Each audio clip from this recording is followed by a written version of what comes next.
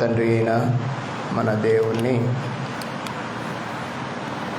మన స్వరాలు సడలించి మంచి కీర్తనలు ఆయన్ని గూర్చి కీర్తించున్నాం. ఈ సమయంలో ఈ దిన ఆరాధన క్రమంలో తదుపరి భాగంగా వాక్య పఠనాన్ని మనమందరం కలిసి ధ్యానం చేద్దాం. అందరము లేచి నిలబడి ఈ దిన వాక్య భాగము 45వ కీర్తనల భాగాన్ని మనము ఒకంత ధ్యానం చేద్దాం.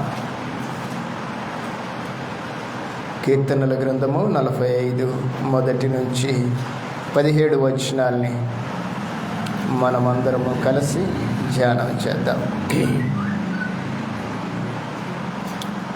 ఒక దివ్యమైన సంగతితో నా హృదయము బహుగా ఉప్పొంగుచున్నది. నేను రాజును గూర్చి రచించిన దానిని పలికెదను. నా నాలుక త్వరగా రాయువాని కలము వలె నున్నది.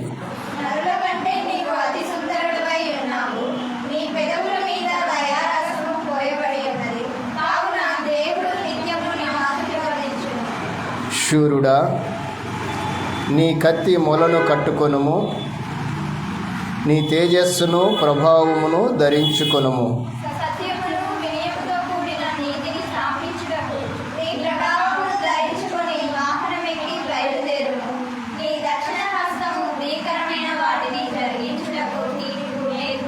నీ బాణములు వాడిగలవి, ప్రజలు నీ చేత కూలుదురు. నీ బాణములు రాజు శత్రువుల గుండెలో చొచ్చును.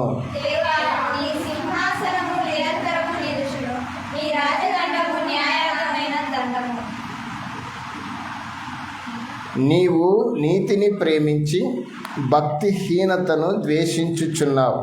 కావున నీ దేవుడే చెలికాండ్ర కంటే హెచ్చగునట్లుగా నిన్ను ఆనంద తైలముతో అభిషేకించి ఉన్నాడు.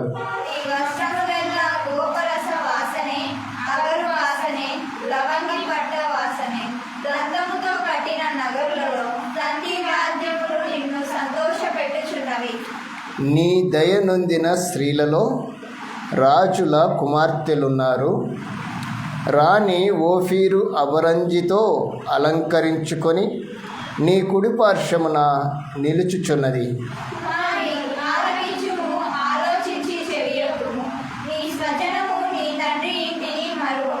ఈ రాజు నీ ప్రభువు, అతడు నీ సౌందర్యమును కోరినవాడు, అతనికి నమస్కరించుము.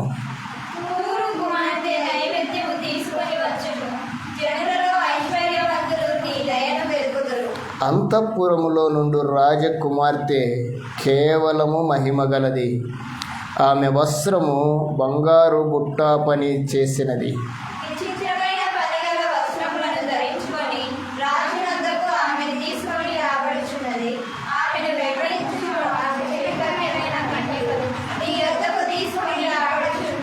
ఉత్సాహ సంతోషములతో వారు వచ్చుచున్నారు, రాజనగరులలో ప్రవేశించుచున్నారు.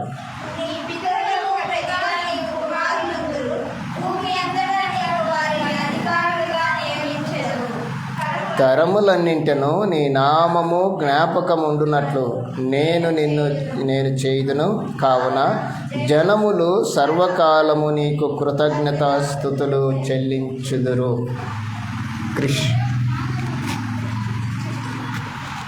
రైట్, అందరూ కూర్చో.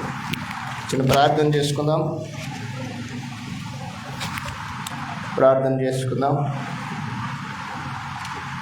పరిశుద్ధుడైన తండ్రి, పరలోకమందున్న మా దేవ,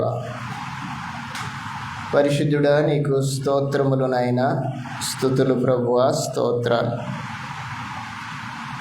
ఈ దిన ఆరాధన క్రమంలో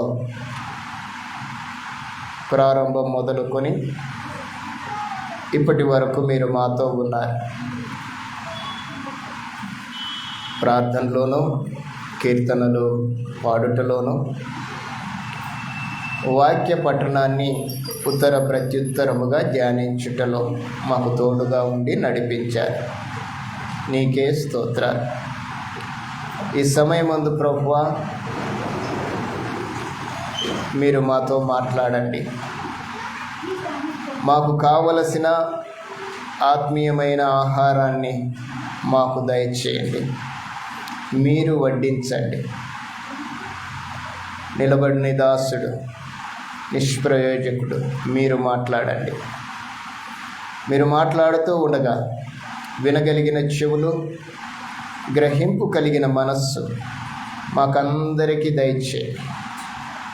ఇటు స్థితిలో నిన్ను కలిగి ముందుకు నడుస్తూ ఉండగా మమ్మల్ని అందరినీ జ్ఞాపకం చేసుకున్నాను. దయ చూపించండి. విన్న మీ మాటలు వృధా పోకుండా నెమరు వేసుకుంటూ నీ రాజ్య వ్యాప్తి కొరకై అవి ఉపయోగకరంగా ఉండునట్లుగా, మేము వాటిని అనుసరించున్నట్లుగా మమ్మల్ని నీ వాక్య బలముతో నింపండి, సహాయం చేయండి. దయ చూపించుమని మమ్మలను ఈ వాక్యమును మీ దయగలిగిన స్థలకు సమర్పించుకుంటూ మీరు మాట్లాడుతూ ఉండగా మమ్మల్ని సిద్ధపరచుమని, తెరవబడిన హృదయాలు గలవారమై సిద్ధపడినట్లుగా సహాయం దయచేయమని యేసుక్రీస్తు నామములో ప్రార్థిస్తున్నాను తండ్రి, ఆమేన్. ముందుగా మన పరమ తండ్రి అయిన దేవాతి దేవునికి నా యొక్క స్తుతులు స్తోత్రములు చెల్లిస్తూ ఉన్నాను. ఈ దినమందు కూడి వచ్చిన దేవుని పిల్లలైన మీ అందరికీ లైవ్ కార్యక్రమంలో వీక్షిస్తూ ఉన్న దేవుని పిల్లలందరికీ నా హృదయపూర్వకమైన వందనాలు చెల్లిస్తున్నాను. అందరికీ వందనాలమ్మా.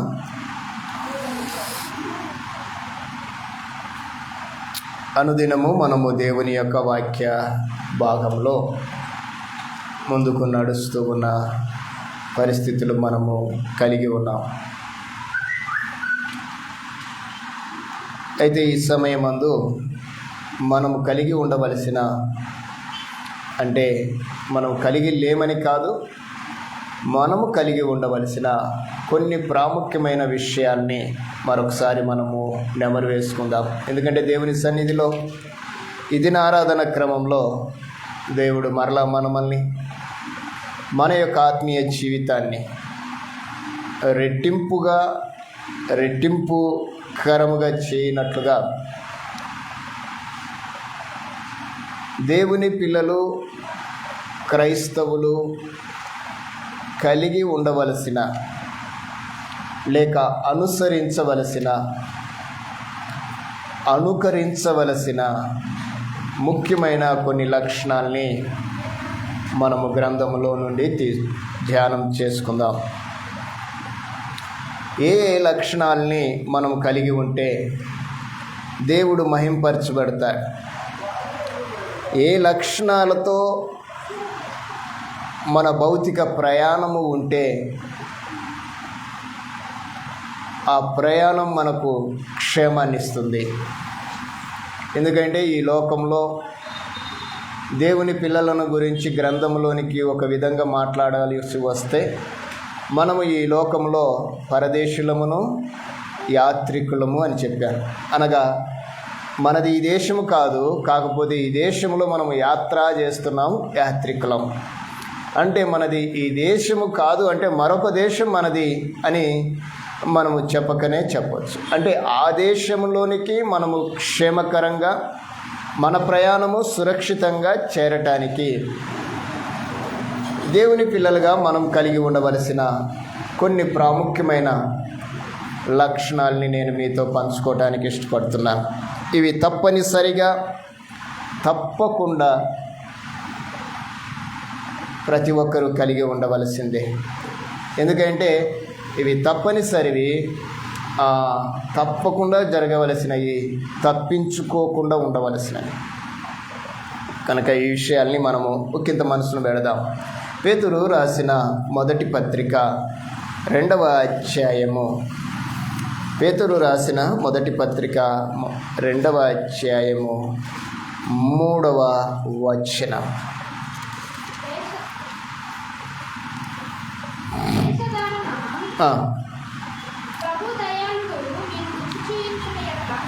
సమస్తమైన దుష్టత్వమును, సమస్తమైన కపటమును, వేషధారణను, అసూయను, సమస్త దూషణ మాటలను మాని కొస్త్రగా జన్మించిన శిశువులను పోలిన వారై నిర్మలమైన వాక్యమును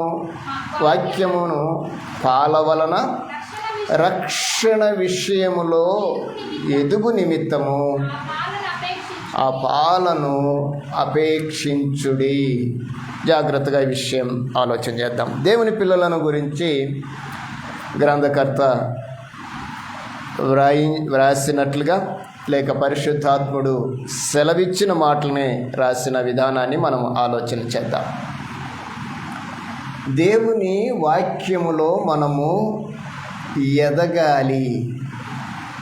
వాక్యమును పాల వలన రక్షణ విషయంలో మనం ఎదగాలి. నెంబర్ 1, వాక్యములో మనం ఎదగటం అంటే ఎలాగా ఎదగాలి? ఎదుగుదల ఎలా కనిపిస్తుంది? సర్వసాధారణంగా మన ఎదుగుదల మనకి కనిపించదు.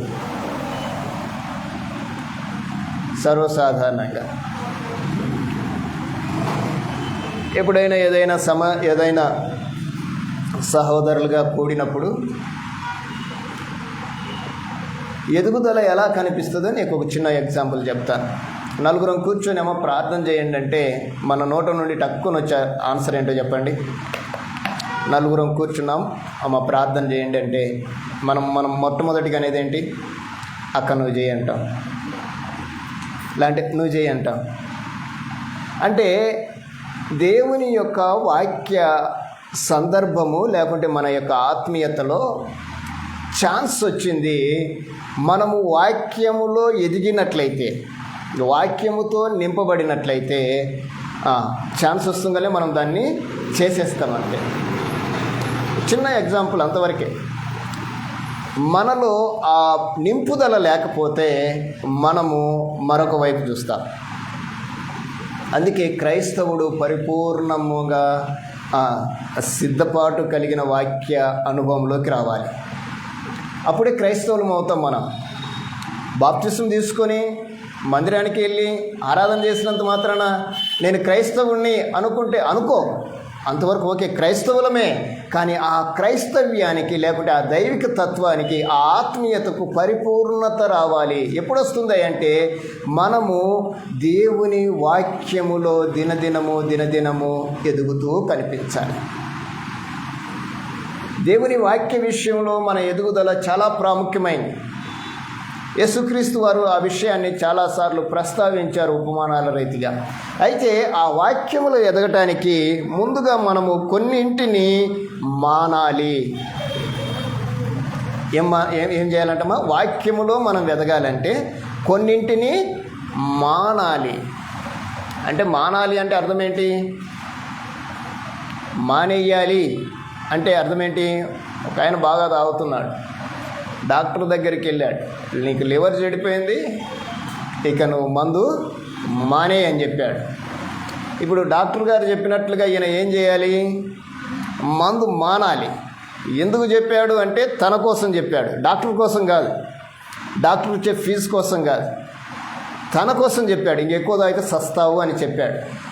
అంటే మానాలి అంటే ఇంకా మరలా దాన్ని రిపీట్గా చేయకూడదని. ఏ విషయంలోనైనా ఎవరైనా మనతో ఏదైనా సెలవిచ్చినట్లయితే ఖచ్చితంగా దాన్ని మనం పాటించడానికి ప్రయత్నం చేస్తాం. కానీ దేవుడే మనతో, దేవుని పిల్లలతో మాట్లాడుతున్నాడు.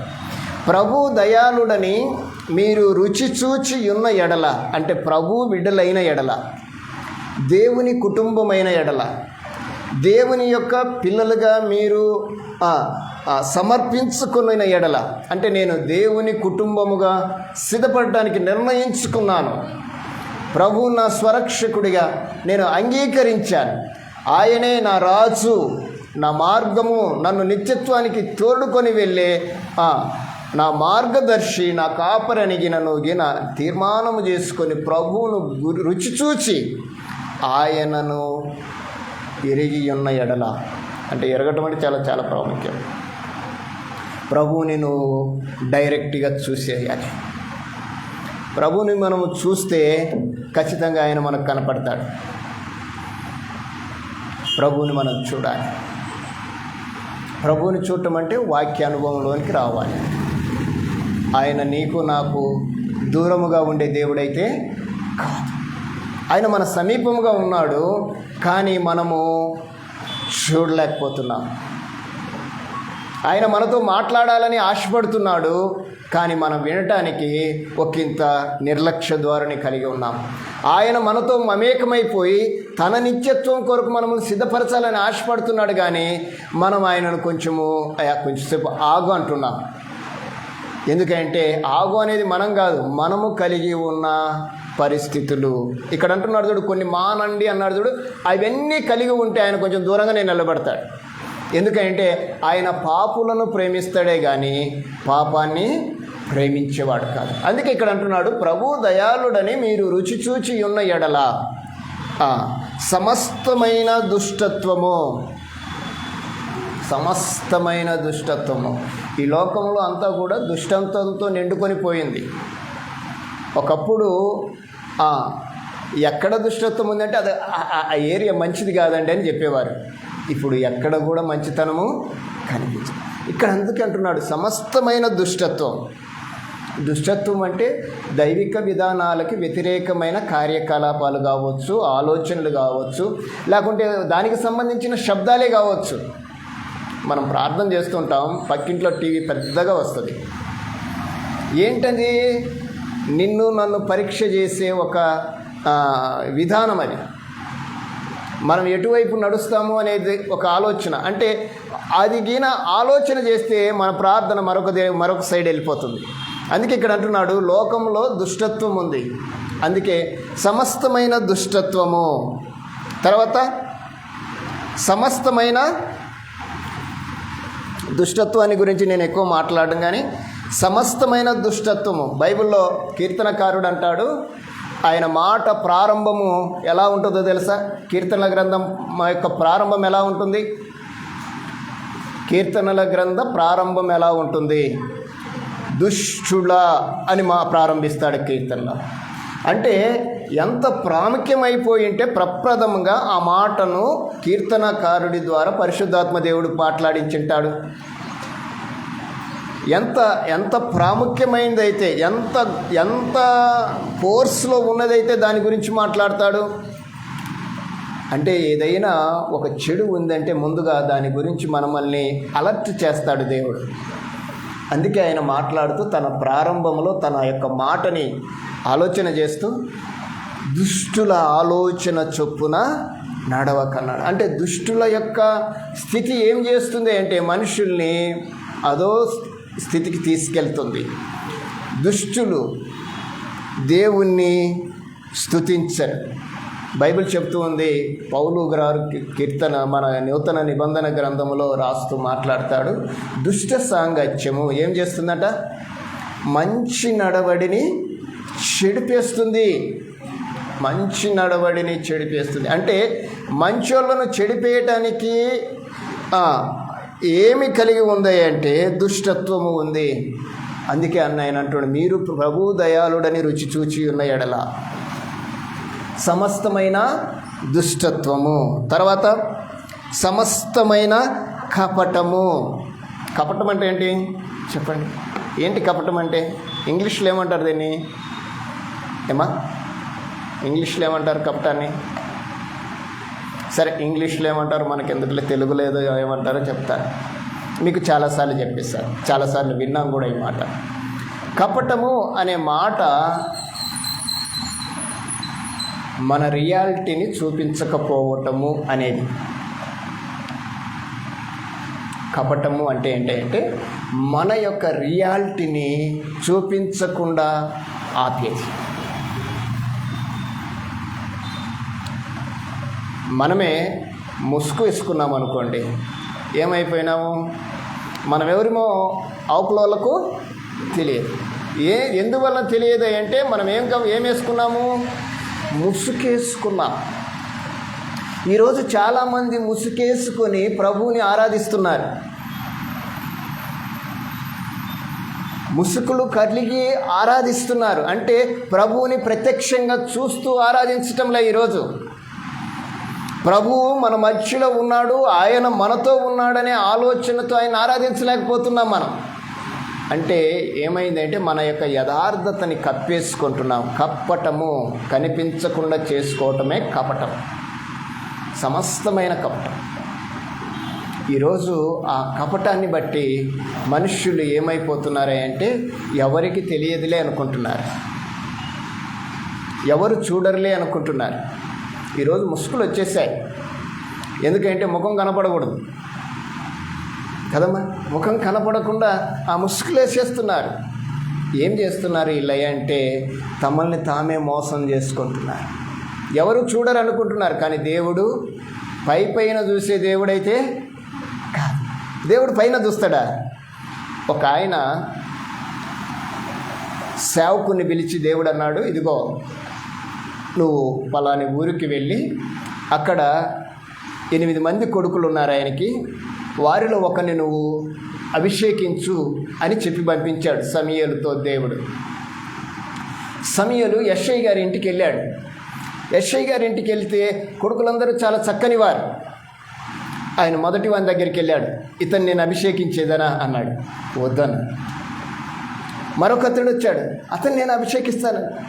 వద్దు అన్నాడు. మరొకడు చక్కగా ఉన్నాడు, ఎర్రగా ఉన్నాడు, చాలా క్వాలిటీ పర్సన్. ఇతన్ని నేను అభిషేకిస్తానన్నాడు. ఇతడే అనుకున్నాడు. ఎవరు? సమూయేలు. అవునా, ఇతడే అనుకున్నాడు. కానీ దేవుడు అన్నాడు ఇతడు కాదు. మనుషులు పై రూపమును లక్ష్య పెడతారు, దేవుడైతే అంతరంగాన్ని లక్ష్య పెడతాడు. దేవుడు అంతరంగాన్ని చూసే దేవుడు. మన అంతరంగంలో ఏముందో దాన్ని పరిశీలించే దేవుడు, దాన్ని బయట పెట్టే దేవుడు. అందుకే అన్నాడు మనుషులు పైరూపాన్ని చూస్తారు, దేవుడు అంతరంగాన్ని చూస్తాడని అక్కడ సెలవిచ్చాడు. అంటే ఇప్పుడు మనుషులు ఏం చేస్తున్నారంటే అంతరంగాన్ని కప్పేస్తున్నారు, ఆత్మీయతను కప్పేస్తున్నారు. ఆత్మీయతను కప్పేయటం వల్ల అది ఏమవుతుంది అంటే మన యొక్క ఆత్మీయ స్థితిని ఎదగనివ్వదు. అందుకే ఇక్కడ అంటున్నాడు సమస్తమైన దుష్టత్వము, సమస్తమైన దూషణ, సమస్తమైన దుష్టత్వము, సమస్తమైన కపటము. తర్వాత ఏమున్నాయమ్మా లక్షణాలు? వేషధారణ, అసూయ, సమస్తమైన దూషణ మాటలు. అంటే మనము వాక్యములో వెదగాలి అంటే ఇవి మానాలి. వాక్యములో మనము వృద్ధి చెందాలి అంటే ఇవి మానాలి. ఆయన మాట్లాడుతున్నాడు, ఇవి మాని క్రొత్తగా జన్మించిన శిశువులను పోలిన వారై నిర్మలమైన వాక్యమును పాల వలన రక్షణ విషయంలో ఎదుగు నిమిత్తము ఆ పాలను అపేక్షించు. మొదటిగా మనము ఎందులో ఎదగాలి? దేవుని వాక్యములో ఎదగాలి. దేవుని వాక్యం ఎదగాలి అంటే ఇవి మానాలి. ఇవి మాని మన యొక్క రిజల్ట్ ఏంటో మనం చూసుకోగలిగితే దేవుడు మనల్ని ఆ వాక్యములో మనల్ని పెంచడానికి ఇష్టపడతాడు. ప్రియులారా, మీరు గమనించండి, క్రైస్తవుల లక్షణాల్లో మొట్టమొదటి లక్షణం ఇది. వాక్య అనుభవం కావాలి మనకి. వాక్యములో మన యొక్క స్థితి ఏంటో, మన డెవలప్ ఏంటో మనకు తెలియాలి. ఏ వాక్యాన్ని ఎంత స్పష్టముగా, ఎంత భద్రంగా మన హృదయంలో భద్రపరుచుకున్నామో తెలియాలి. మీకు సంగతి చెప్తాను వాక్యాన్ని గురించి. ఒకే సంగతి, అప్పట్లో వాక్యాన్ని చెప్పనిచ్చేవారు కాదు, వాక్యాన్ని విననిచ్చేవారు కాదు. అప్పుడున్న పత్రులను చించేసేవారు, కాల్చేసేవారు. ఇప్పుడున్న పరిస్థితి అప్పుడు ఉన్నది. అయితే అప్పట్లో దేవుని పని చేసేవారు, లేకుంటే దేవుని పిల్లలుగా పిలువబడినవారు ఏం చేసేవారు అంటే వారి చేతులలో ఏమున్నా కానీ వారిని హింసించి చంపేసేవారు. ఇది మొదటి శతాబ్దంలో జరిగిన వాస్తవిక సంఘటనలు ఇవి. ఆ రోజు చర్మపు చుట్టలు పట్టుకొని వెళ్తూ ఉంటే వారు ప్రభువుని గురించి ప్రస్తావిస్తే చంపేసేవారు. అయితే వాళ్ళకు నిర్ణయించుకున్న నిర్ణయం ఏంటంటే, ఇదిగో ఈ చుట్టలు ఉన్నాయే, ఈ ఒకరేమో ఒక చుట్టను బైహార్ట్ చేయండి, అంటే ఏం చేయమని కంఠస్థం చేయండి, మరొకరు మరొక పుస్తకాన్ని కంఠస్థం చేయండి. నీ దగ్గర ఒక పుస్తకం ఉంటుంది, నా దగ్గర ఒక పుస్తకం ఉంటుంది, మన ముగ్గురం వెళ్ళి దేవుని సువార్తను ప్రకటిద్దాం. ఎందుకంటే మన దగ్గర పుస్తకాలు లేకపోయినా పర్వాలేదు, మన హృదయంలో ఆ వాక్యము ఉంది అనే ధైర్యం తెలియారు. ఆ వాక్యముతో నింపబడి వెళ్ళారు. అందుకే వారు ఆ రోజు స్థాపించిన, ఆ రోజు ప్రారంభించిన, ఆ రోజు కొనసాగించిన ఆత్మీయత ఈరోజు ప్రపంచవ్యాప్తంగా ఉజ్జీవముతో నడుస్తూ ఉంది. ఎలాంటి స్థితిలోనంటే ఎన్ని ఆటంకాలు ఉన్నా దేవుని వాక్యం ఎక్కడ కూడా ఆటంకపరచబడినట్లుగా మనం ఆలోచన చేయలేము. ఒక మనిషిని చంపితే అలాంటి వారు 1000 మంది తయారైపోతున్నారు. అలాంటి క్రమాన్ని ఈరోజు మనం చూస్తున్నాం. కానీ ఈ చివరి దినాల్లో ఏం జరుగుతుంది అంటే, ఒకడు 1000 మందిని ఆత్మీయతలో నుండి తప్పించేస్తున్నాడు. ఒకప్పుడు ఒక మనిషి 1000 మందికి ఆదర్శమైతే, ఇప్పుడు ఒక మనిషి 1000 మందిని దుష్టత్వం వైపు మళ్ళిస్తున్నాడు, వాక్యం నుండి తప్పిస్తున్నాడు. ఈరోజు మనం ఒకంత ఆలోచన చేయాలి. ఎందుకంటే దేవుడు మనతో చెప్తున్నాడు. ఎందుకంటే చివరి దినాల్లో మనం ఉన్నాం. చెబితే వినే దినాల్లో లేం మనం. 120 సంవత్సరాలు ఒక ఆయన చెబితే ఎవరు వినలేదు. అందుకే దేవుడు అంటున్నాడు, అయ్యా నీ రాకడ ఎలా ఉంటుంది అంటే నోవాహు దినములలో ఉన్నట్లుగా ఆ రాకడ ఉంటుంది అన్నాడు. మీరు ఎప్పుడు వస్తారంటే అదిగో అలాంటి పరిస్థితులు వస్తున్నాయి అని చెప్తున్నాడు. ప్రియులారా, ఆలోచన చేయండి, మనం ఎలాంటి పరిస్థితులలో ఉన్నామో, మన యొక్క స్థితి ఎలా ఉందో దేవుడు మాట్లాడుతున్నాడు. మన యొక్క లక్షణాల్లో మనము మొదట కలిగి ఉండవలసింది ఏంటంటే దేవుని వాక్యములో ఎదగాలి. నిన్ను కదిలిస్తే ఏం రావాలి అంటే వాక్యమే రావాలి. ఒక నీళ్ళ బిందె ఉంది, నిండా ఉంది, దాన్ని కదిలిస్తే ఏమొస్తాయి?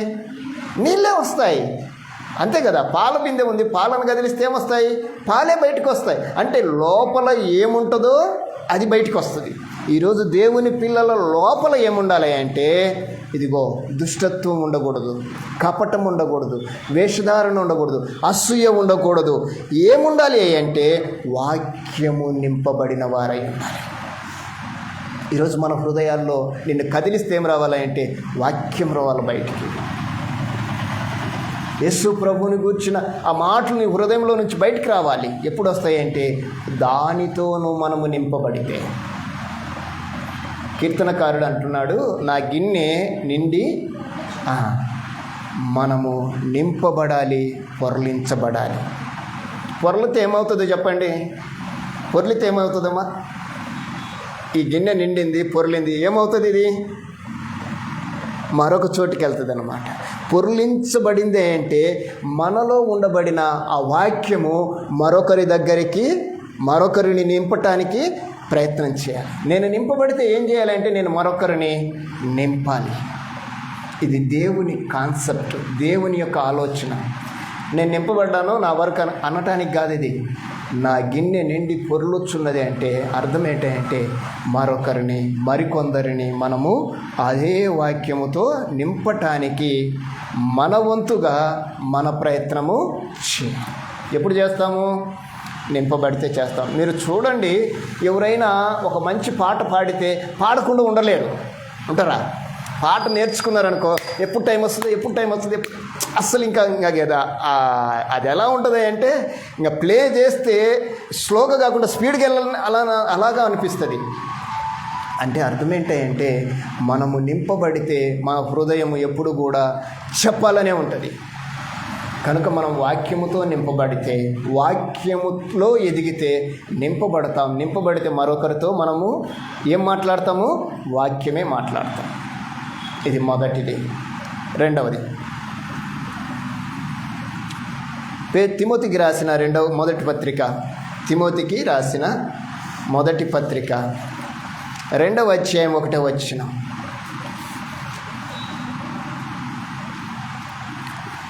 తిమోతి పత్రిక మొదటి పత్రిక 2వ అధ్యాయం 1వ వచనం. మనము సంపూర్ణ భక్తి, అమ్మ వాటర్ ఇస్తాం, మనము సంపూర్ణ భక్తియు చదవండి కలిగి నెమ్మదిగాను సుఖముగాను బ్రతుకు నిమిత్తము అన్నిటికంటే ముఖ్యముగా మనుషులందరి కొరకును, రాజుల కొరకును, అధికారుల కొరకును, విజ్ఞాపనలను, ప్రార్థనలను, యాచనలను, కృతజ్ఞతాస్తుతులను చేయమని హెచ్చరిస్తున్నాను. రెండవది ఏంటి అంటే, మొదటిది దేవుని వాక్యములో ఎదగటం అయితే, రెండవ లక్షణము ఏమిటంటే,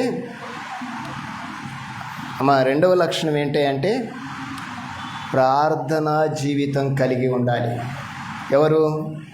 దేవుని పిల్లలు. గ్రంథకర్త మనతో మాట్లాడుతూ చెప్తున్న మాట ఏంటంటే, మనము సంపూర్ణ భక్తియు మాన్యతయు కలిగి నెమ్మదిగాను సుఖముగాను బ్రతుకు నిమిత్తము అన్నింటికంటే ముఖ్యముగా మనుషులందరి కొరకు, రాజుల కొరకు, అధికారులందరి కొరకు విజ్ఞాపనలను, ప్రార్థనలను, యాచనలను, కృతజ్ఞతాస్తుతులను చేయవలెనని హెచ్చరిస్తున్నాడు. ఈయన కొంచెము ప్రాముఖ్యమైన వ్యక్తి, కొంచెం కఠినంగా మాట్లాడతారు పౌలు గారు.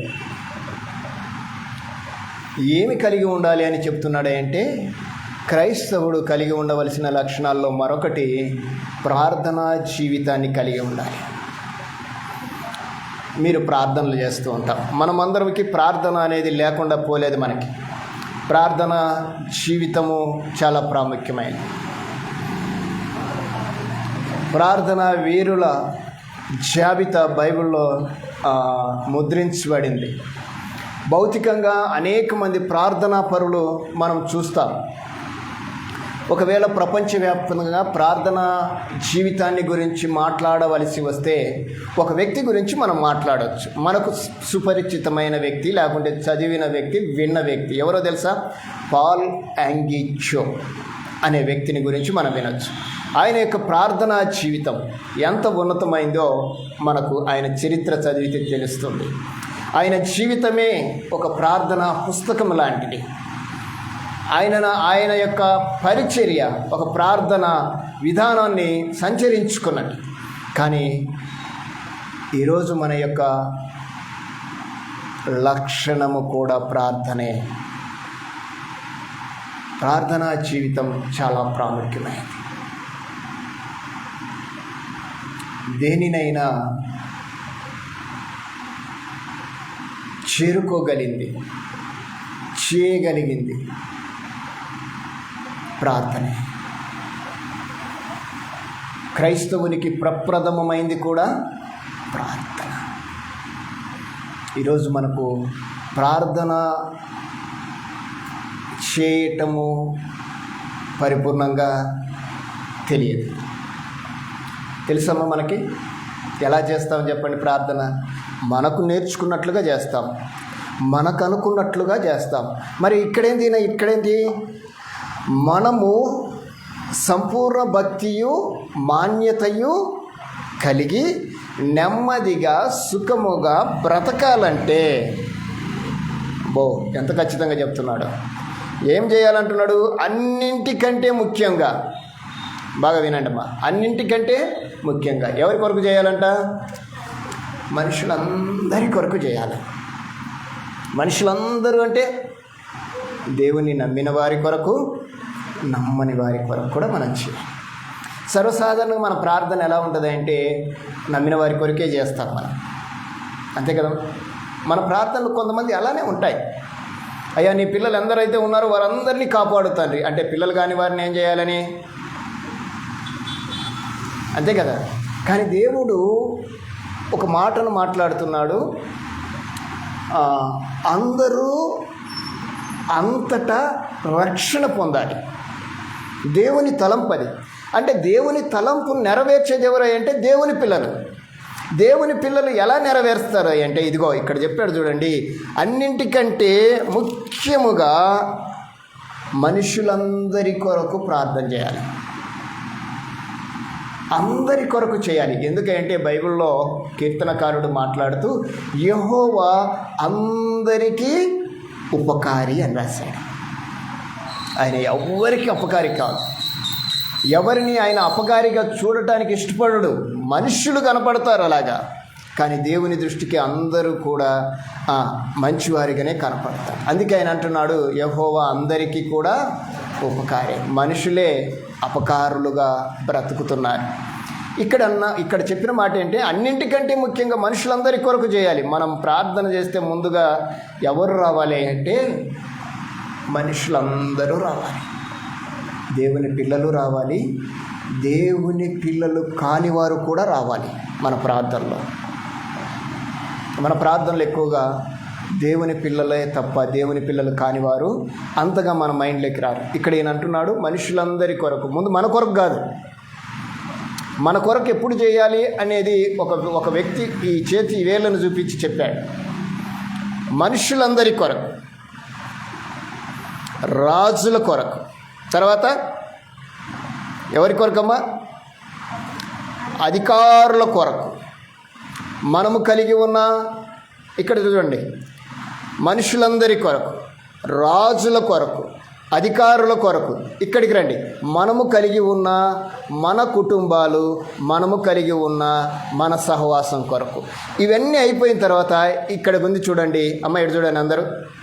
మన ప్రార్థన మనుషులందరి కొరకు, రాజుల కొరకు. రాజులు అంటే ఎవరు?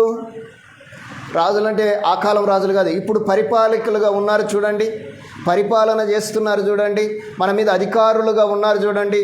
అంటే ఎవరు అధికారులు? మనకి ఈ మండలానికి మెజిస్ట్రేట్ ఉన్నాడు, ఈ మండలానికి డాక్టర్ ఉన్నాడు, ఈ మండలానికి సంబంధించిన అధికారులు ఉన్నారు, అలాగనే ఈ మండలాన్ని పరిపాలించే పరిపాలకులకు ఉన్నారు. మండలము, జిల్లా, రాష్ట్రము, దేశము, వీళ్ళని ఎవరిని ఏమంటారంటే అధికారులు అంటారు. ఎవరి ద్వారా? మన ద్వారా నిర్ణయించబడినారే. అందుకే అంటున్నాడు మనుషులందరి కొరకును, అధికారులు, రాజుల కొరకును అధికారులు. అధికారులు అంటే మనం కలిగి ఉన్న, ఒకవేళ మనకు అధికారులు ఉంటారు, లేరంటారా? మనల్ని సంరక్షించేవారు లేరా? వారి కొరకు మనం ప్రార్థన చేయాలి. అలాగనే తర్వాత మనము కలిగి ఉన్న మన కుటుంబీకులు, మనము కలిగి ఉన్న మన సహవాసం, ఇక్కడ ఇవన్నీ అయిపోయిన తర్వాత అప్పుడు మనం ఎంటర్ కావాలి ప్రార్థనలో. మనం అప్పుడు ఎంటర్ కావాలా? మనం ముందుగా ఇక్కడి నుంచి ఇట్లా వస్తాం. ఎట్లా చేసిన తప్పని నేను అన్నాను అంటే క్రమం ఇలాగ దేవుడు చెప్పాడు కనుక దేవుడు చెప్పిన క్రమమే మంచిదై ఉంటుంది కదా. ఎందుకంటే మనతో మొదలు పెడితే ముగింపు వేరుగా ఉంటుంది, కానీ మనుషుల కానుంచి మొదలు పెడితే ముగింపు మహిమకరంగా ఉంటుంది. ఇది మనం ఆలోచన చేయాలి. కనుక మనము ప్రార్థన అందరి కొరకు విజ్ఞాపనలను, ప్రార్థనలను, యాచనలను, కృతజ్ఞతాస్తుతులట. ఏంటి ఇన్ని ఉన్నాయి? ఏం చేయాలంటే మనము విజ్ఞాపన చేయాలి, ప్రార్థన చేయాలి, యాచన చేయాలి, కృతజ్ఞతాస్తుతులు. విజ్ఞాపన అంటే ఏంటమ్మా? ఏంటి విజ్ఞాపన అంటే? విజ్ఞాపన అని దేన్ని అంటాము? ఒక సమస్యని తెలియచేయటం. విజ్ఞాపన చేయటం అంటే మనం ఏమైతే అనుకుంటున్నామో దాన్ని తెలియచేయాలి. ఏమనుకుంటున్నామా అంటే, ఇదిగో మనుషులందరూ ఉన్నారండి, ఇళ్ళలో రక్షించబడిన వారు ఉన్నారు, రక్షించబడని వారు ఉన్నారు, వారి గురించి తెలియచేయటం అంటారనమాట. ఇప్పుడు దేవుని గురించి తెలియచేయాలి. ఏమని తెలియజేస్తాము? ఆయన సర్వోన్నతుడు, సర్వశక్తిమంతుడు, సర్వాధికారి, సమస్తమును సర్వమును సృజించినవాడు, అల్ఫా ఒమేగా, ఆదియు అంతమునైనవాడు, ఆయన ఉన్నతుడు, ఆయన అమరత్వము కలిగినవాడు, మరణము లేనివాడు, ఆయన నిన్ను నన్ను కాపాడేవాడు. ఆయనను గురించి అలా తెలియపరచటం. ఇకపోతే యాచన, అడగటం. అయ్యా చాలామందికి రక్షణ లేదయ్యా, రక్షణ దయచేయి తండ్రి. మా ఆత్మీయ స్థితి కొదవగా ఉందయ్యా, కొదవని దయచేయండి. యాచన. ఇంకా కృతజ్ఞతాస్తుతులు అనేది చాలా ప్రాముఖ్యమైనది. అంటే మన ప్రార్థనలో ఇవన్నీ కనిపించాలి, ఈ నెంబర్స్ కనిపించాలి, ఈ సబ్ టైటిల్స్ కనిపించాలి. మీకు అర్థమవుతుంది అనుకుంటాను. మన నెంబర్స్, మనం ఎవరి కోసం ప్రార్థన చేస్తున్నామో వాళ్ళు కనిపించాలి, వారిని ఏ విధంగా దేవునికి ప్రొడ్యూస్ చేయాలో అది కలిగి ఉండాలి. అంటే ప్రార్థనను గురించిన పరిపూర్ణమైన సమాచారాన్ని మనము తెలుసుకొని ఉండాలి.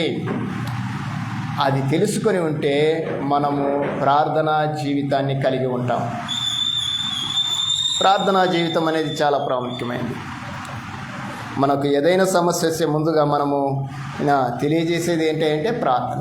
అసలు ప్రార్థన అంటే అర్థం ఏంటంటే ఒక చిన్న మాట మీతో నేను చెప్తాను. దేవునితో మాట్లాడటం. ప్రార్థన అంటే మనం మాట్లాడుకునేది కాదు. దేవునితో మనం మాట్లాడేటప్పుడు ఆయన వినేటట్లుగా మాట్లాడాలి. ఆయన వినాలి అన్నట్లుగా మాట్లాడాలి. కొంతమంది మాట్లాడితే వినబుద్ధి కాదు, అలా ఉండకూడదు. మనం దేవునితో మాట్లాడేటప్పుడు అంటే ప్రార్థన చేసేటప్పుడు ఆయన వింటాడు అన్నట్లుగా నువ్వు మాట్లాడాలి, వినాలి అన్నట్లుగా మనం మాట్లాడాలి. కొంతమంది మాట్లాడితే వినపడదు, తెలుసా మీకు? ప్రార్థన చేస్తే వినపడదు, వినాలి, వినపడాలి. అంటే ఆయన చెవిటోడని నేను చెప్పటం లేదు.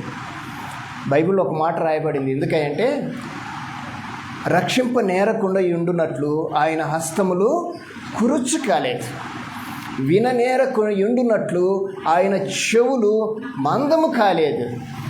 ఎందుకు వినకుండా ఉన్నాడంటే మీ 59వ అధ్యాయం యెషయా గ్రంథం, అక్కడ ఆయన చాలా చక్కగా మాట్లాడాడు. ప్రార్థన గురించి మాట్లాడుతున్నాడు. ఆయన ఏమన్నాడంటే రక్షింప నేరకుండా ఉండునట్లు యెహోవా హస్తములు కురుచ కాలేదు, విననేరక ఉండునట్లు ఆయన చెవులు మందం కాలేదు.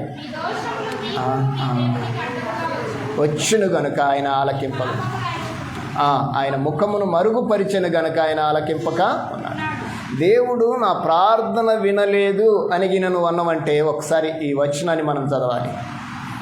అందుకే మనకు తిమోతితో మాట్లాడుతూ చెప్పిన మాట తెలుసు, పేతురుతో మాట్లాడుతున్న మాట తెలుసు కదా. ప్రభు దయాళుడని మీరు రుచి చూచి ఉన్న ఎడలా సమస్తమైన దుష్టత్వమును, సమస్తమైన కపటమును, వేషధారణ, అసూయ, సమస్తమైన దూషణ మానాలి.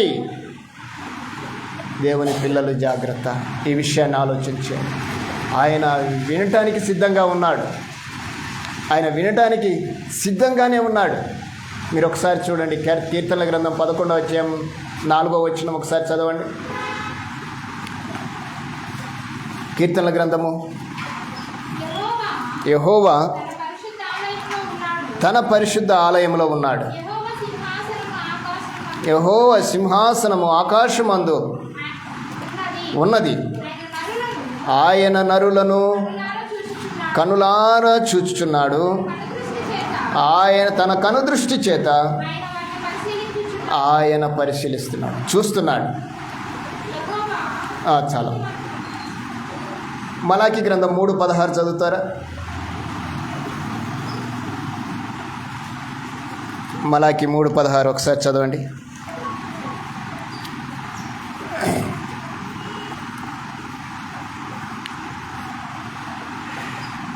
Page number. యెహోవా యందు భయభక్తులు గలవారు ఒకరితో ఒకరు మాట్లాడుతుండగా యెహోవా చెవియొగ్గి ఆలకించెను. మరియు యెహోవా యందు భయభక్తులు కలిగి ఆయన నామమును స్మరించుచు ఉండు వారికి జ్ఞాపకార్థముగా ఒక గ్రంథం ఆయన సకుముఖమందు. దేవుని పిల్లలు ఒకరితో ఒకరు మాట్లాడుతుంటే విన్న దేవుడు, బాగా వినండి, తనతో మాట్లాడుతుంటే వింటున్నాడా, వింటం లేదా? వింటున్నాడు. ఈ విషయాన్ని మనము చాలా జాగ్రత్తగా ఆలోచన చేద్దాం. అంటే ప్రార్థన అంటే అర్థం ఏంటంటే దేవునితో మాట్లాడటం, దేవునితో మనము ముఖాముఖిగా మాట్లాడినట్లుగా మాట్లాడటం. అంటే ఇప్పుడు ఒక తండ్రికి సమస్య ఉంటే ఎలాగైతే చెప్తామో, ఏదైనా ఒకరి గురించి తెలియజేయాలంటే ఏ విధంగా తెలియజేస్తామో, ఒక అధికారికి మనం ఏదైనా విన్నవించుకోవాలంటే ఒక పత్రములో రాసి ఏ విధంగా అయితే విన్నవిస్తామో అలాగా దేవునితో మనము మాట్లాడాలి. దేవునితో మాట్లాడాలి. ఈ ప్రార్థనలో కొన్ని ప్రాముఖ్యమైనవి ఉన్నాయి. మీరు ప్రార్థన ఎలా చేస్తారు? నిలబడి చేస్తారా? పడుకొని చేస్తారా? కూర్చొని చేస్తారా? లేక మోకరించి చేస్తారా? ఎలా చేస్తే బాగుంటుంది? ఏమా, ఎందుకు మోకరించాలి? ఏంటి అసలు మోకరించకపోతే ఏమి? కూర్చొని చేస్తే పోయింది కదా. ఇప్పుడు ప్రార్థనలో చాలామంది ఈ ప్రార్థన చాలా టేకిటీజీగా తీసుకుంటున్నారు. ఒక భక్తుడట ప్రార్థన చేసిన తర్వాత ఒక 70 ఏళ్ళ తర్వాత తన గదిలోకి వెళ్ళి చూస్తే ఆ భక్తుని యొక్క మోకాళ్ళు అక్కడ అలాగా ఆ గుంతలు పడి ఉన్నాయట. స్టిల్ దేర్, ఇప్పటికీ అలానే ఉన్నాయి. మన ప్రార్థన ఎంత శక్తివంతమైందో మన మొఖాలుగా చెప్పేది. నేను చాలాసార్లు ఈ విషయాన్ని చాలా చోట్ల చెప్తుంటాను. మనము నిజంగా దేవుని పిల్లలము, దేవుని లక్షణాలు, క్రైస్తవ లక్షణాలు మనలో ఉంటే మనం ప్రార్థనా పరులమని తెలియటానికి మన ముఖాలు కాదు చూడాల్సింది, మన ముఖాలు కాదు మనం చూసుకోవాల్సింది. మన మోకాళ్ళు చెప్తాయి నువ్వు ప్రార్థన పరుడివి కాదు. చాలామంది ప్రార్థనలో చాలా టేకిటీజీ. దాదాపుగా దయచేసి వినండి, ప్రార్థన చేసేటప్పుడు సాధ్యమైనంత వరకు మోకాళ్ళ మీద ప్రార్థన చేయడానికి ప్రయత్నించాలి. చాలా అయితే మోకాళ్ళ కింద దిండేసుకొని మాత్రం చేయగాకండి. కొంతమంది అలా కూడా చేస్తారు, ఎందుకంటే కాళ్ళు ఒత్తుకుంటాయి కదా. లేదు, నువ్వు ఒకవేళ అలా చేస్తే దేవుడు తన చేతులు పెడతాడు నీ కాళ్ళ కింద. ఎందుకంటే ఆయన మనమల్ని తన అరచేతుల్లో ఉంచుకున్నాడు. మనం బాధపడితే చూడు, కానీ మనము మన యొక్క ఆత్మీయతను ఆయన ఎదుట కనపరచాలి. మనుషుల ఎదుట కాదు మనం కనపరచాల్సింది, ఆయన ఎదుట మనం కనపరచడానికి మనము అలాగ సిద్ధపడాలి. అలాగే ఎప్పుడు సిద్ధపడతామంటే మనము ప్రార్థనా పరులముగా ఉంటే సిద్ధపడతాం. మనం ప్రార్థన చేసామనుకోండి, ఆటోమేటిక్గా మన పిల్లలు మీకు ఒకసారి చెప్పాను, ఒక తండ్రి ప్రార్థన చేస్తుంటే పక్కనే కుమారుడు కూడా ఆయన ఏ పొజిషన్లో ఉన్నాడో కుమారుడు అదే పొజిషన్లో. అంటే మన పిల్లలకి మొట్టమొదటి ఉపాధ్యాయులు ఎవరంటే తల్లిదండ్రులే. అప్పుడప్పుడు అంటుంటాం మీకు మేనమామ పోలికలు వచ్చినాయి. మేనమామ పోలికలు ఏం రావు, మన పోలికలు వస్తే పిల్లలకి. ఈ విషయాన్ని మనం గమనించాలి. అంటే రెండవదిగా మనం ఏం కలిగి ఉండాలి? వాక్యములో ఎదగాలి, దేవుని వాక్యములు ఎదగాలి. రెండవదిగా ప్రార్థనా జీవితాన్ని కూడా మనం కలిగి ఉండాలి. ఇది మనకు ప్రాముఖ్యమైన లక్షణాలు ఇవి. మరొక లక్షణాన్ని నేను మీ ముందు ఉంచి ముందుకు నడుస్తాను. అపోస్తుల కార్యం 2వ అధ్యాయం 42వ వచనం. అపోస్తుల కార్యం 2వ అధ్యాయం 42వ వచనం. వీరు అపోస్తలుల బోధ యందును సహవాసమందును రొట్టె విరుచుట యందును ప్రార్థన చేయుట యందును ఎడతెగకయుండిరి. పరిశుద్ధులతో సహవాసం కలిగి ఉండాలి. క్రైస్తవుడు కలిగి ఉండవలసిన లక్షణాల్లో ఇది ప్రాముఖ్యమైనది. ఏం కలిగి ఉండాలంట? పరిశుద్ధులతో సహవాసం. ఎవరితో పడితే వారితో సహవాసం మనం చేయడానికి వీల్లేదు. ఏ సహవాసం అయితేనేమిలే అనటానికి ఆస్కారం లేదు. దేవుడు ఆ మాటను ఒప్పుకోడు. ఈరోజు మనుషులు అలాగా మోటిఫికేషన్ అవుతున్నారు, అలాగ మరల్చబడుతున్నారు. ఇప్పుడు రకరకాల సహవాసాలు, రకరకాల వ్యవహారాలు ఈరోజు లోకంలో బయలుదేరాయి. కానీ బైబిల్లో ఏమని రాయబడింది అంటే పరిశుద్ధులతో సహవాసం కలిగి ఉండాలి. మనం ఏ సహవాసంలో ఉండాలనో ప్రభువు మనతో మాట్లాడుతున్నాడు. పరిశుద్ధుల సహవాసం ఎలా ఉంటుంది అంటే వీరు రొట్టె విరుచుట యందును ప్రార్థన చేయుట యందును ఎడతెగక ఉంటారు. అంతకంటే ముందే ఎలా ఉంటారు? వీరు అపోస్తలుల బోధ యందు. మనం ఏ బోధలో ఉన్నామో తెలుసుకోవాలి ఫస్ట్. మనుషుల బోధ, దేవుని బోధ. అపోస్తలుల బోధ ఎవరిది? దేవునిదే కదా. యేసు ప్రభు వచ్చి మాట్లాడాడు. అపోస్తలులకు ఎవరు బోధించారు? యేసుక్రీస్తు ప్రభు బోధించాడు. యేసుక్రీస్తుకు ఎవరు బోధించారు? దేవుడు బోధించాడు. ఆయన అన్నాడు, నేను చేయి బోధ నాది కాదు, నన్ను పంపిన తండ్రిదే అన్నాడు. ఆ రోజు దేవుడు ఏమి చెప్పాడో యేసు ప్రభు అది చెప్పాడు. యేసు ప్రభు ఏమి చెప్పాడో అపోస్తలులు అదే చెప్పారు. ఆ రోజు అపోస్తలులు ఏమి చెప్పారో ఆదిమ సంఘము దాన్ని అనుసరించే నడిచింది. కానీ ఈరోజు బోధలు మారిపోయాయి. బోధలు మారిపోయాయి, తారుమారైపోయాయి. అబద్ధ బోధలు వచ్చేసాయి, కథలు వచ్చేసాయి, కల్పితమైన విషయాలు సంఘాల్లోకి వచ్చేసాయి. కానీ దీనివల్ల మన యొక్క ఆత్మీయత ఏమవుతుంది అంటే క్షీణించిపోతుంది. అందుకే ఇక్కడ అంటాడు కొరింథీయులకు రాస్తూ పౌలు గారు, పరిశుద్ధుల సహవాసం అన్న దానికి ఒక మాట నేను మీతో మాట్లాడతాను. 1:9 కొరింథీయులకు రాసిన మొదటి పత్రిక 1:9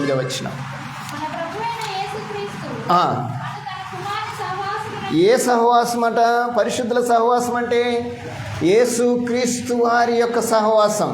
ఎవరు పడితే వారితో వెళ్ళే సహవాసం కాదు, ఎటు పడితే అటు వెళ్ళే సహవాసం కాదు, ఏది అనుకూలమైతే ఆ అనుకూలతను బట్టి వెళ్ళే సహవాసం కాదు. బైబిల్ చెప్తోంది మన సహవాసం, మన ప్రభు అయిన యేసుక్రీస్తు అన్న తన కుమారుని సహవాసమునకు మిమ్మును పిలిచిన దేవుడు నమ్మదగినవాడు. నమ్మదగిన వాని సహవాసం దేవుడు ఏర్పాటు చేశాడు. ఇదే అపోస్తలుల సహవాసం, ఆదిమ సంఘ సహవాసం. ఇప్పుడు ఏ సహవాసంలో మనం ఉన్నామో మనము ఒకసారి ఆలోచన చేసుకోవాలి. అదే అధ్యాయంలో అదే పుస్తకంలో 15:33 చదువుతారా? 15:33 కొరింథీయులకు రాసిన మొదటి మోసపోకుడి. దేవుని పిల్లారా, క్రైస్తవుడు కలిగి ఉండవలసిన లక్షణాల గురించి మనం మాట్లాడుకుంటూ మనము దేవుని వాక్యములో ఎదగాలి అని మాట్లాడుకున్నాం. ప్రార్థనా జీవితము కలిగి ఉండాలి అని మాట్లాడుకున్నాం. ఇప్పుడు పరిశుద్ధులతో సహవాసం కలిగి ఉండాలని మాట్లాడుకున్నాం. పరిశుద్ధులతో సహవాసం ఎట్లా కలిగి ఉంటామంటే వీరు అపోస్తలుల బోధయందును. పరిశుద్ధులు ఎవరితో ఉంటారంటే వీరు అపోస్తలుల బోధయందును, సహవాసం అందును, రొట్టె విరుచుట యందును, ప్రార్థన చేయుట యందును ఎడతెగక ఉంటారు అని చెప్పాడు. అయితే పౌలు గారు మాట్లాడుతున్నాడు, మోసపోకుడి, దుష్ట సాంగత్యము మంచి నడవడిని చెడిపేస్తుంది. మంచోడిని ఎవరు చెడిపేస్తారా అంటే మంచోడు కాదు. ఒక మంచోడు చెడిపోయాడంటే కారణం ఏంటంటే వాడు వేరే సహవాసం చేశాడు. ఈరోజు మనుషులు మంచోళ్ళే, మనస్తత్వాలు మంచియే, కానీ వారు కలిగి ఉన్న సహవాసాలు ఉన్నాయే, లోక సంబంధమైన సహవాసాలు ఏం చేస్తాయంటే ఆ మనిషిని చెడిపేస్తాయి. మనిషి చెడిపోయాడు అనుకోండి, ఏమవుతుందో తెలుసా? ఏమవుతుందమ్మా? ఒక మనిషి చెడిపోతే ఆటోమేటిక్గా కుటుంబము కూడా చెడులోకి వెళ్ళిపోతుంది. కుటుంబము చెడులోకి వెళ్ళిపోయిందంటే ఆ సమాజము ఆ కుటుంబాన్ని మీద వేసే నిందను బట్టి ఎంత తలవంపులు ఉంటాయి. ఈరోజు సహవాసాలు, కుటుంబాలు ఏ సహవాసంలో ఉంటున్నారో అర్థం కాని సహవాసాలు, దైవికమైన సహవాసాలు ఈరోజు కలిగి ఉన్నవారు చాలా అరుదుగా ఉన్నారు. మనకు నచ్చినట్లుగా వెళ్తున్నాం, వాక్యము మెచ్చినట్లుగా మనం వెళ్ళటం లేదు. వాక్యము కోరుకున్న సహవాసం ఈరోజు మనము కలిగి ఉండలేకపోతున్నాము. ఇడ ఇంత తక్కువ మంది కలగటానికి కారణం ఏంటో చెప్పండి? కొందరికి సత్యము రుచించదు, వాక్యము రుచించదు. ఒకసారి నాకు ఒక ఇమేజ్ వచ్చింది. వాక్యానుసారంగా వెళ్ళే వారిని గురించి ఒక ఫోటో వేస్తే ఆ ఫోటోలో ఒక్క మనిషే ఉన్నాడు. రకరకాలుగా వెళ్ళే వారిని గురించి చూస్తే చాలా మంది వెళ్తున్నారు. ఒక ఇమేజ్ వచ్చింది ఈ మధ్యకాలంలో మన వాట్సాప్ పోస్టులలో. నిజమే అనిపించింది. కారణం వారు దైవికమైన విషయాల్ని, దైవికమైన ఆలోచనల్ని లేకుండా పోతున్నారు. ఇక్కడ ఈయన అంటున్నాడు, మోసపోకుడి, దుష్ట సాంగత్యము మంచి నడవడిని చెడుపుతుంది. ఇంకేమైనా చెప్పాడమ్మా? చూడండి ఈడ సంఘంతో మాట్లాడుతున్న మాటలు ఇవి పౌలు గారు. తర్వాత ఏం చెప్పాడు? నీతి ప్రవర్తన గలవారై మేల్కొని చదువుతారా?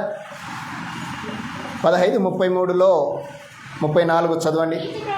నీతి ప్రవర్తన గలవారై మేల్కొని పాపము చేయకుడే. అంటే అర్థం ఏంటి? పాపం చేయకుడే అంటే అర్థం ఏంటమ్మా? పాపం అంటే ఏంటి?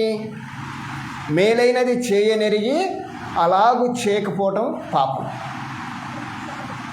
సమస్త దుర్నీతి పాపం, ఆజ్ఞ అతిక్రమము పాపం. ఇది పాపం అంటే. మనం పాపం అంటే మళ్ళీ ఒక్కసారిగా వెనక్కి తిరిగిపోతాం. అది కాదు, అది లోకం. అది లోకమంతా చెడును చూపిస్తుంది. కానీ బైబిల్ చెప్తున్నది ఏంటంటే ఇదిగో నీతి ప్రవర్తన గలవారై మేల్కొని పాపము చేయకుడి. దేవుని గూర్చిన జ్ఞానము కొందరికి లేదు. బాగా వినండి, ఇప్పుడు ఈ మాట చాలా అండర్లైన్ చేయండి. దేవుని గూర్చిన జ్ఞానము కొందరికి లేదు అంటే కొందరికి ఉంది అని అర్థం అన్నమాట. ఆ కొందరిలో నువ్వు, నేను, మనము ఉన్నాము. దేవుని గూర్చిన జ్ఞానాన్ని తర్కించే విషయంలో, పరిశీలించే విషయంలో, దాన్ని గైకొనే విషయంలో, దాన్ని వెంబడించే విషయంలో ఈరోజు నువ్వు, నేను ఉన్నాము. మనం ధన్యులం అని చెబుతూ ఏమంటున్నాడంటే దేవుని గూర్చిన జ్ఞానం కొందరికి లేదు, మీకు సిగ్గు కలుగుటకై చెబుతున్నాను. అంటే ఇది ఎలా ఉందంటే వార్నింగ్ ఇచ్చినట్టుగా ఉంది కదా. ఎవరికి వార్నింగు? సంఘ బిడ్డలకు వార్నింగ్, సంఘానికి వార్నింగ్. ఆయన సంఘంతో మాట్లాడుతూ చెప్తున్నాడు, ఆయన పరిశుద్ధులతో మాట్లాడుతున్నాడు. మీరు ఏం కలిగి ఉండాలో చెప్తున్నాడు, ఏమి కలిగి ఉండకూడదో కూడా చెప్తున్నాడు. ప్రియులారా, ఆలోచించండి. క్రైస్తవుడిగా మనం కలిగి ఉన్న లక్షణాలు ఈ 3 అనే కాదు, ఇంకొన్ని ఉన్నాయి. అవి నేను మరలా మాట్లాడతాను. ఏమి కలిగి ఉండాలంట?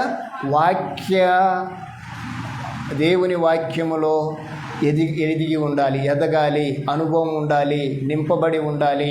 ఈ కొన్ని పర్యాయ పదాలు. దేవుని వాక్యములు ఎదగాలి, తర్వాత ప్రార్థనా జీవితం కలిగి ఉండాలి, తర్వాత సహవాసం కలిగి ఉండాలి. కాదు, పరిశుద్ధులతో సహవాసం కలిగి ఉండాలి.